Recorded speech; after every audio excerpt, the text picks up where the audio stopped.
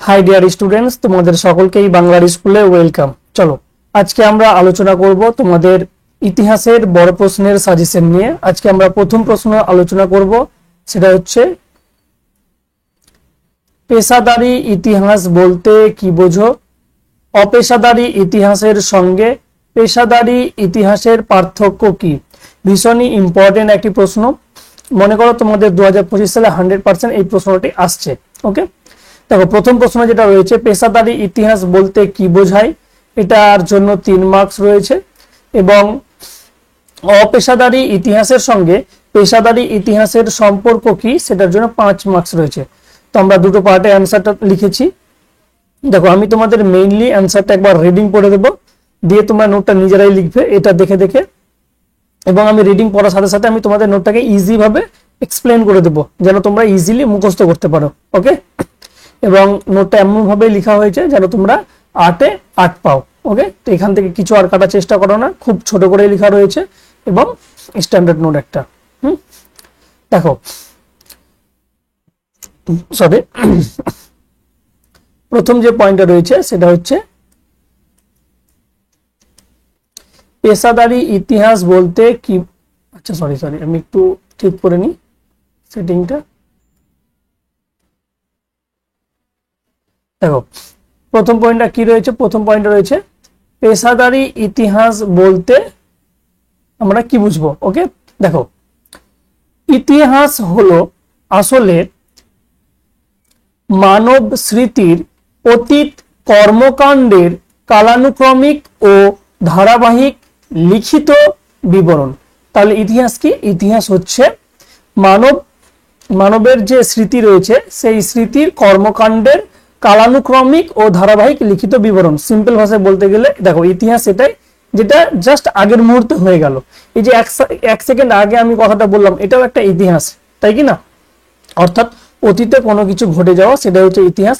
আর সেটা কি মানবের স্মৃতির মধ্যে যখন থাকবে এবং মানব স্মৃতি থেকে সেটা বের করে যখন লিখবে, বর্ণনা করবে, সেটাই হচ্ছে ইতিহাস। নেক্সট দেখো, এই ইতিহাস নিয়ে যারা চর্চা করেন তাদেরকে কি বলবো? ইতিহাসবিদ বলবো, বা আমরা বলে থাকি ঐতিহাসিক, তাই কি না? এই ঐতিহাসিকদের মধ্যে অনেকে ইতিহাস চর্চাকে পেশা হিসাবে গ্রহণ করেন। অর্থাৎ ইতিহাস চর্চাকে পেশা হিসাবে গ্রহণ করেন যারা, তাদেরকে আমরা কি বলবো? যারা পেশাদার ঐতিহাসিক নামে পরিচিত পান। তাহলে পেশাদার ঐতিহাসিক আমরা কাদেরকে বলবো? যেসব ঐতিহাসিকগণ ইতিহাস চর্চাকে নিজের পেশা হিসেবে গ্রহণ করবে, অর্থাৎ একটা কর্ম হিসাবে গ্রহণ করবে, সেটাকে আমরা বলছি পেশাদার ইতিহাস। ওকে, নেক্সট দেখো, আবার ঐতিহাসিকদের মধ্যে কেউ কেউ অবসর হিসাবে শখের ইতিহাস চর্চা করে থাকেন, যারা হলেন মূলত অপেশাদারী ঐতিহাসিক। তো এখানে আমরা অপেশাদারী ঐতিহাসিক কাদেরকে বলবো? যারা শখের জন্য অর্থাৎ ইন্টারেস্টের জন্য ইতিহাস চর্চা করে, তারা এটাকে পেশা হিসাবে গ্রহণ করেনি, তারাই হচ্ছে অপেশাদারী ঐতিহাসিক। আর যারা এই ইতিহাস চর্চাকে তোমার পেশা হিসাবে গ্রহণ করছে তাদেরকে আমরা বলছি পেশাদার ঐতিহাসিক, তাই কি না? তাহলে এখানে আমাদের দুটো পয়েন্ট ক্লিয়ার হলো, একটা হচ্ছে পেশাদার ঐতিহাসিক আর একটা হচ্ছে অপেশাদারী ঐতিহাসিক। তাহলে সিম্পলি পেশাদার ঐতিহাসিকরা যেসব ইতিহাস নিয়ে চর্চা করে তাদেরকে আমরা কি বলবো? পেশাদার ইতিহাস, যেটা পয়েন্ট প্রথমেই করা রয়েছে।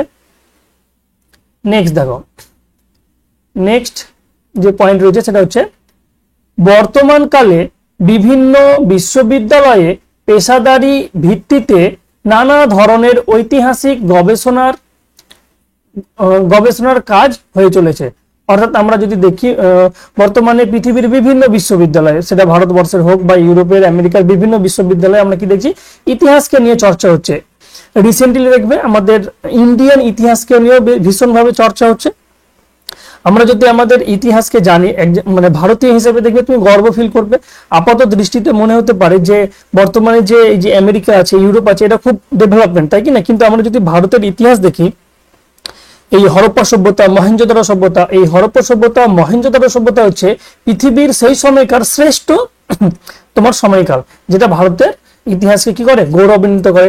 এবার আমরা যদি ভারতীয়রা নিজে সেগুলোকে রিসার্চ না করি তাহলে কি করব? আমরা সেগুলো তার মাহাত্ম্য বা গুরুত্বকে সেইভাবে তুলে ধরবো না, যেটা তোমার যদি কোনো বাইরের দেশের মানুষ আমাদের ইতিহাসকে চর্চা করে, তো সেক্ষেত্রে কি হবে, আমাদের দেশের ইতিহাসটাকে তারা সেইভাবে ফুটিয়ে তুলবে না। ওকে, তাদের নিজের দেশের ইতিহাসটাকেই ফুটিয়ে তুলবে। এই কারণে তো আজকে ইউরোপ, ইংল্যান্ড, ইউরোপের মধ্যে বিভিন্ন দেশ, তারপরে আমেরিকা, এরা কি বেশি উন্নতিশীল সব দিক থেকে। কারণ কি, তারা শিক্ষাটাকে আগে মানে সিরিয়াস ভাবে গ্রহণ করেছিল এবং সেখান থেকে তারা তাদের ডমিনেন্টটা বিস্তার করেছে। ওকে, যাই হোক, দেখো বেশি বড় করবো না, এবার একটু তাড়াতাড়ি যাব। গবেষণা থেকে বর্তমান কালে প্রতিনিয়ত ইতিহাসের নতুন নতুন দিকের উন্মেষ হয়ে চলেছে। এগুলি পেশাদারি ইতিহাস চর্চার অন্যতম উদাহরণ। ওকে, তাহলে প্রথম পয়েন্টটা পেশাদারি ইতিহাস কি, সেটা আমরা মোট 3টে পার্টে ডিভাইড করেছি, কারণ 3 নম্বর রয়েছে এখানে। আশা করি তোমরা যদি ঠিকঠাক লিখতে পারো তাহলে 3-এ 3 পাবে। নেক্সট আমরা যাব, সেটা হচ্ছে পেশাদারি ও অপেশাদারি ইতিহাসের পার্থক্য।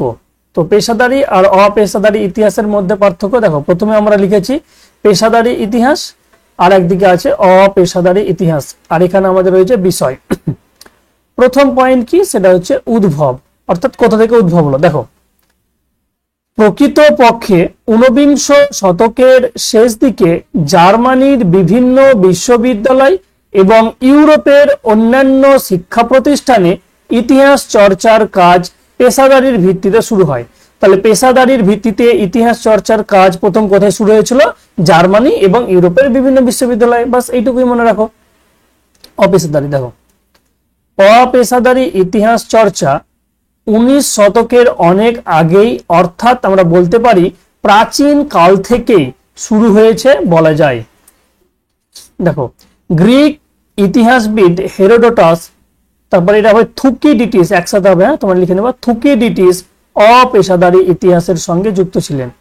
দেখো, পেশাদারি ইতিহাসের আবির্ভাব যদি দেখি তুলনামূলক রিসেন্টলি হয়েছে, ঊনবিংশ শতকের শেষ দিকে, কিন্তু অপেশাদারি ইতিহাস কি পৃথিবীর সৃষ্টির সময়কাল থেকে আমরা বলতে পারি অপেশাদারি ইতিহাস রয়েছে।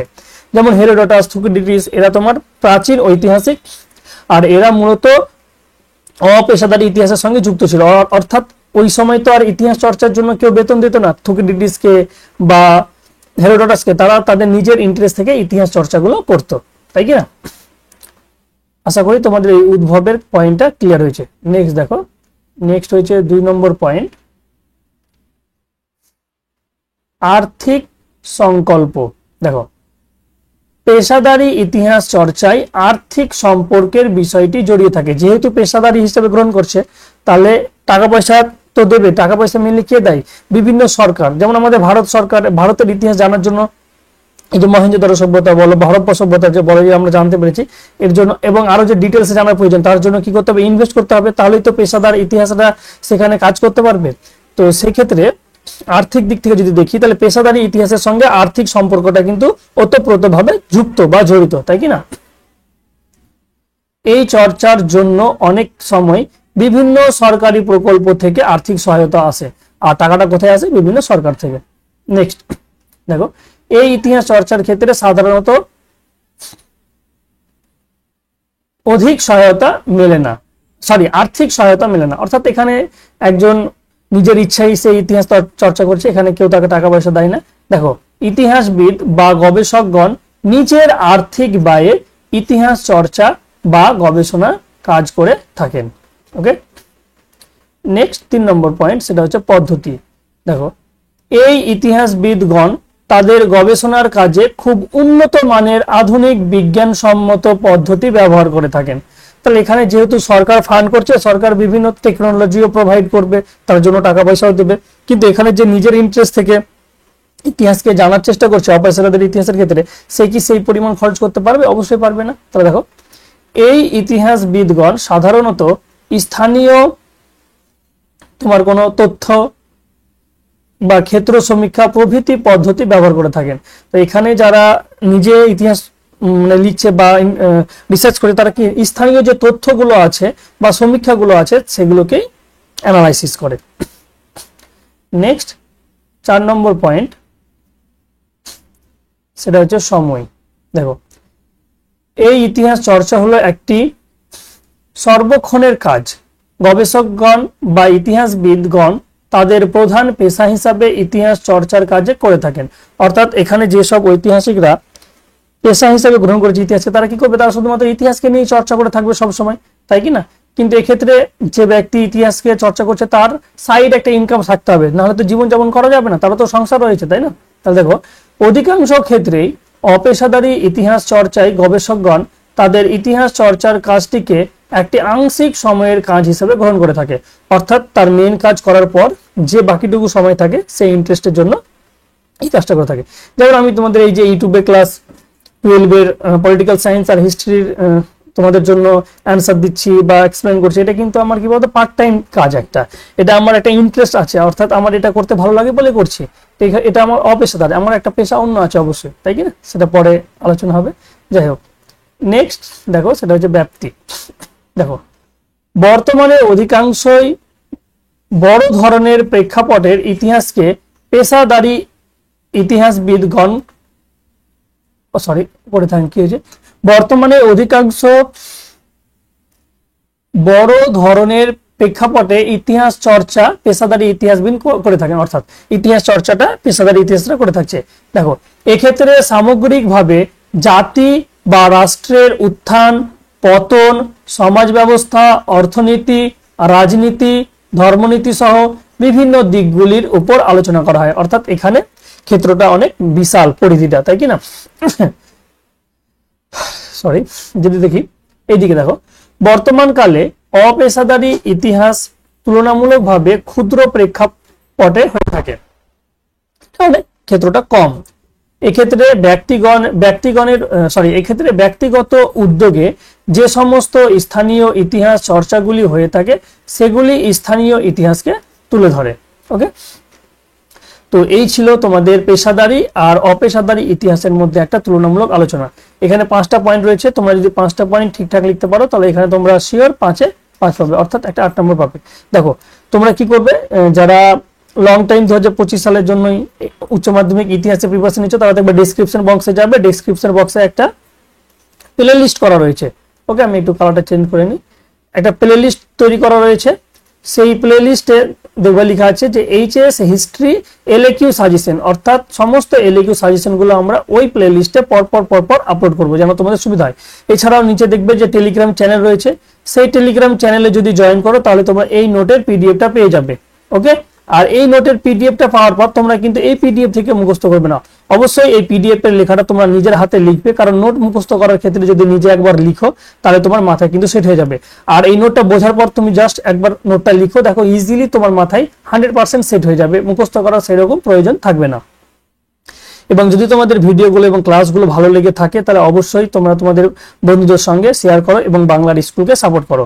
তোমাদের এইচএস হিস্ট্রি এবং পলিটিক্যাল সায়েন্সের পুরো কনসেপ্ট ভিডিও আলোচনা করা রয়েছে চ্যাপ্টার ধরে ধরে, 2-1টা চ্যাপ্টার বাকি রয়েছে যেটা আমি পরের দিকে করে দেবো।